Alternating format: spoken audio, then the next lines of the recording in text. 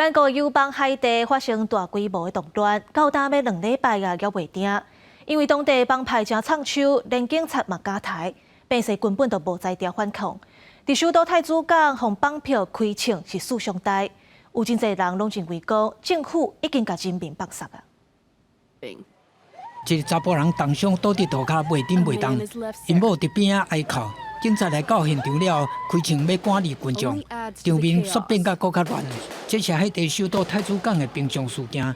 着枪的人是警察甲土匪开枪的时阵，扫着枪支马。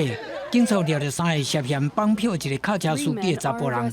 伫海地，无论你是甚么身份，好野善，拢有可能是真变贼下手的目标。 We didn't used to hear shootings around here. It was normally downtown. Today, it's everywhere.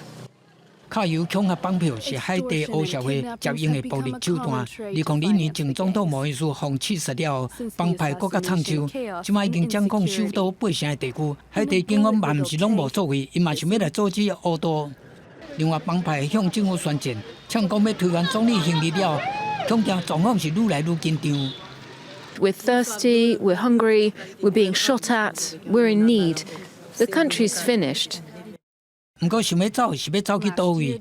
海地大规模动乱了后，隔壁国多名人家都表现讲，为伫境内设计海地的难民营，找来国派武装部队固守边境。海地帮派是愈来愈强硬，警告讲要来发动内战，嘛要强迫压在海外的行李落台。海地动乱，唔知要到第时。公视新闻，徐婉玲编译。